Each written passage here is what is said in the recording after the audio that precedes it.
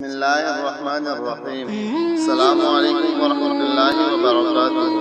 موت کا استحضار۔ ہمارے حضرت رحمہ اللہ کے صدری میں حضرت کے خاص حضرے کے سامنے ایک تختی پر یہ دو شعر بخط کی جلی لکھی ہوئی تھی۔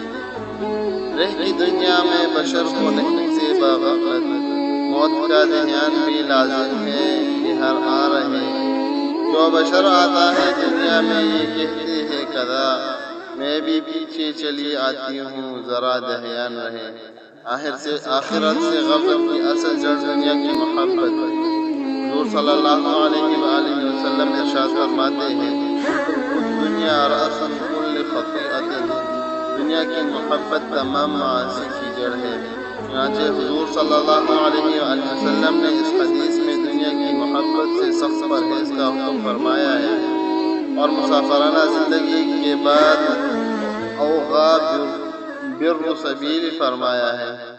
یہاں او معنی میں بل کے ہے، بل ترقی کے لیے آتا ہے، یعنی کن فی دنیا کا انک غریب، یہ جو تعلیم دی گئی ہے کہ دنیا میں اس طرح زندگی بسر کرو کہ گویا تم ایک مسافر ہو، تو ابتدائی درجہ ہے۔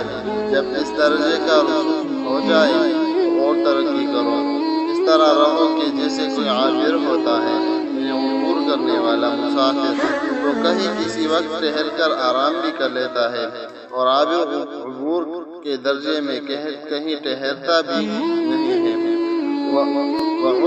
وَعُدَّ نَفْسُكَ مِنْ أَهْلِ الْقُبُورِ، حضور صلی اللہ علیہ وآلہ وسلم فرماتے ہیں کہ اپنے نفس کو اہل قبور میں سے شمار کرو، یعنی جس طرح مردہ دنیا سے بے تعلق رہتا ہے، اسی طرح تم زندگی میں اپنے دل کو تمام فانی تعلقات سے خالی کرو، اور دل میں صرف ایک ذات پاک کا تعلق رکھو، یعنی دنیا میں تمام تعلقات پر اللہ کی محبت کو غالب کر لو۔